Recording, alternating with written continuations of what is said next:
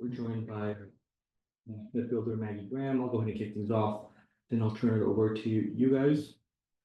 Maggie, back at home, opening this two-game stretch against Portland. How's the team navigating preparations for that? We're doing well. I think we have a quick turnaround from getting back from Seattle and our game against Portland, but we're just focusing on putting together a good performance against Portland and then we'll move on to Bay, but we're taking it one game at a time. I think for that, we'll turn it over to questions here on Zoom. Dustin or Theo, go ahead. Hey, Maggie, can you hear me? Hold on, Theo. Let me raise the volume a little bit. Okay, go ahead. How's that? Good. 2 thumbs up. Hey, Maggie, nice to probably meet you. How you doing? Good, how are you? Not too bad. It's hot. I know it's maybe not something you're quite used to yet. It's different down in Houston, but it's getting especially this week with the forecast. But yeah, my first question was kind of looking a little bit back on Sunday. We didn't speak to you after the game, but maybe I'm just being overly positive or enthusiastic, but I thought that was my favorite dash goal of the year so far. I thought there was so many nice moments to it. The shape, Yaz's movement, Yaz's kind of radar, the way Ryan pointed to where she wanted it, and then obviously the final moment is you, and you can see it in the clips 5 seconds before it happens. You're just so on that run. You kind of sniff it really early, and that's so key to make it work. So with all that preamble out the way, my question to you is, talk to me about your late box runs and the way you kind of saw the chance, because it's kind of becoming your calling card, and it was at Duke as well, is you're very good at that late arrival. You're very good at knowing I need to race to that spot. And you also don't want to get to that spot too early, right? So it's a bit of tension. So just, talk me through your box runs, because I thought it was such a great goal for you and for the team. Yeah, we've been working on it a lot as a team, just early balls and getting in the box. And I think, like you said, it's kind of one of my skills. I think I can cover ground pretty quickly. I have a long stride. I've got long legs. So I kind of just know that I need to hit the box at that perfect moment. So almost I wait a little bit longer than maybe the average player would. And then I take off on that full sprint to get in there. And I think just with how we've worked on it as a team throughout the season so far is we kind of know that the ball is going to get played into that space. So we just have to make the run and be there. And I knew Ryan would connect that ball to me if I could be in that space. So that was just my focus, was just get across my defender, come in a little bit late so she wasn't expecting it. And luckily it worked out. It reminded me a little bit of the goal against Chicago too. I think Evelina was maybe the one kind of in the Ryan role. Although wait, did Ryan assist? No, that one was Delaney kind of made. That was Delaney. That was Delaney on the cross line. But yeah, it reminded me of that too. And that's why it's those shapes are so important. 10 years ago, 15 years ago, I think in the men's game with Jurgen and Clark, people talk so much about the 8 seconds after a turnover, right? And now across the game, that kind of mantra.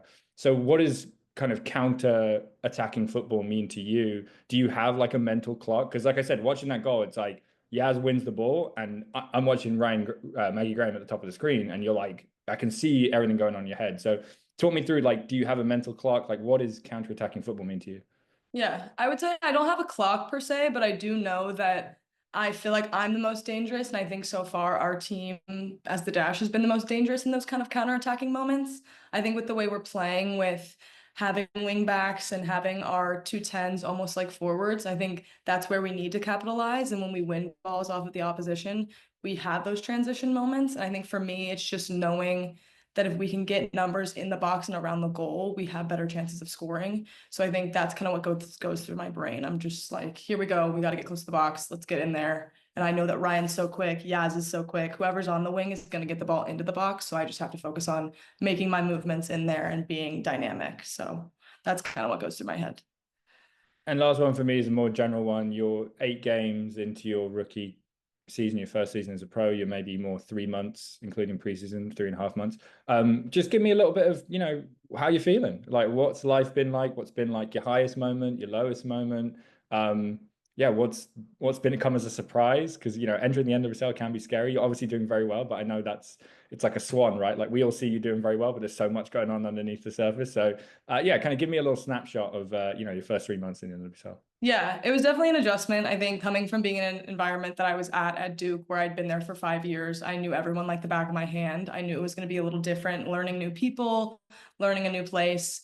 But I think kind of 3 months in now, I feel like I've gotten there, and I feel like I've cultivated relationships with a lot of the girls, and everyone's so awesome here that I just feel a lot more comfortable. And I think that's translating to like on the field and feeling more confident and comfortable playing with people. And then, yeah, I would say probably the high moments are the wins and the goals, of course, but I would say maybe the off the field stuff is even greater, like spending time with the girls on the team, spending time with my dog. I'm obsessed with him. But yeah, I mean, Houston's a great place to be and the people are awesome. And that's hopefully going to translate the rest of the season for us on the field. Cheers, Maggie. I really appreciate your time today. Thank you. Justin, go ahead. Hey Maggie, how are you? Good. How are you? Good. Hey, Theo touched on it a little bit, but it's getting to be that very hot season here in Houston. How was training for you guys? And as a team, do you guys look at that as kind of a positive as you go forward this season?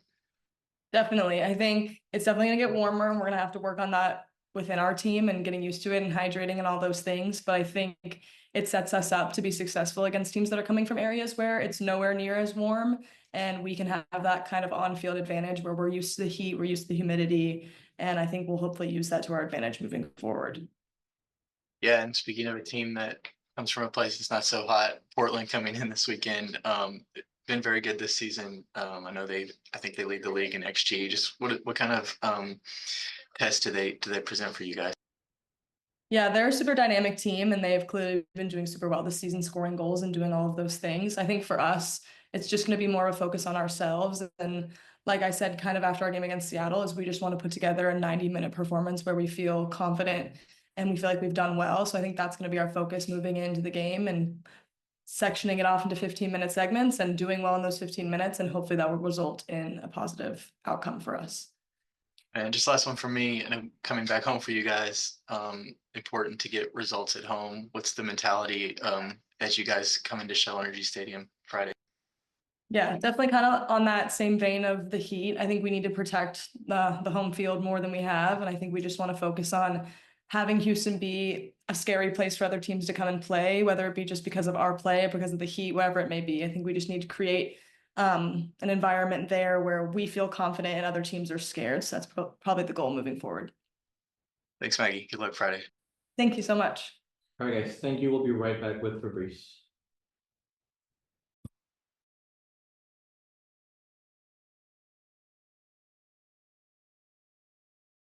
And then we'll open it up to you guys are due.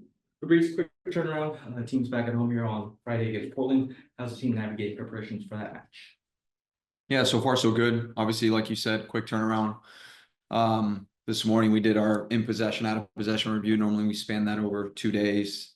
After training, we'll do our scout. So yeah, just jam packed. So being mindful, obviously a lot of communication with our medical and performance team, just making sure players are available for Friday, not so much actually in training. So yeah, just been, managing that, but also layering in the things that we need to layer in.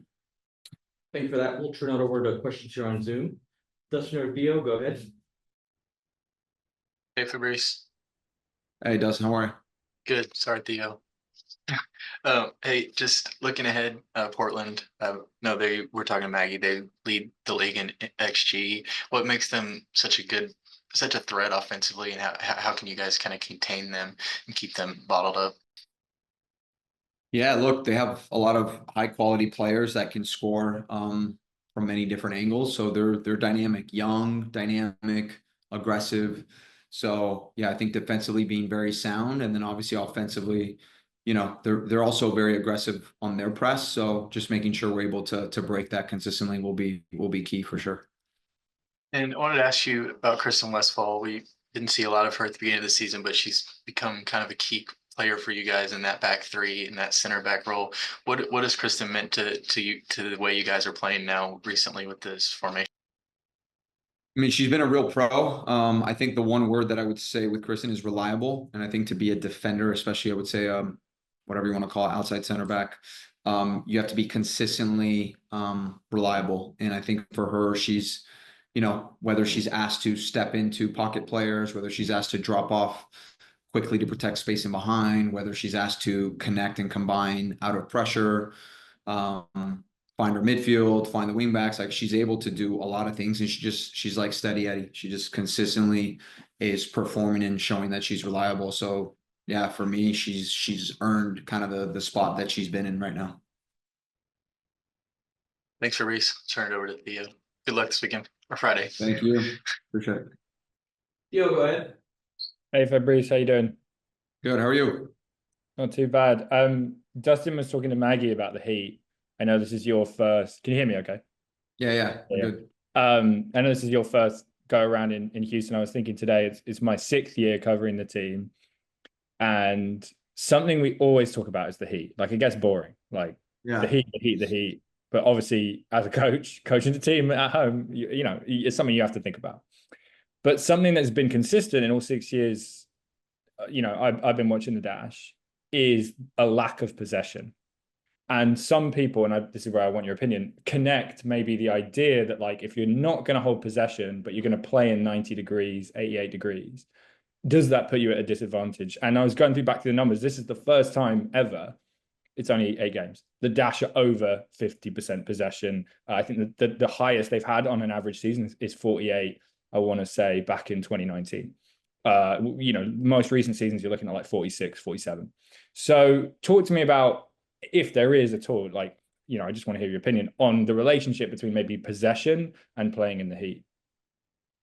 Yeah, look, I think if let's just say you table the Heat for a second, but if the more you have the ball, the more obviously the opposition is defending, and the more as the game progresses, they start to wear down. The spaces get bigger, right? The lines get larger. So I think that is a byproduct. So now you add the Heat, that's like a multiplier, right? So now for us, the end goal is not to just be over 50 in possession. For us, it's okay, how are we breaking the opposition? How are we playing through them, around them, over them, all those things. But as a byproduct of what we do, we tend to definitely have the ball a little bit more. So yeah, I think the weather conditions will play into kind of how we want to play, and I think could be used to our advantage. And final note, you mentioned, we talked a little bit on Sunday about, you know, the good signs of that performance. Now you've had a bit of video review. What have you seen from that game that you liked, or maybe you didn't like, or what opinions have changed now you've had a bit of space?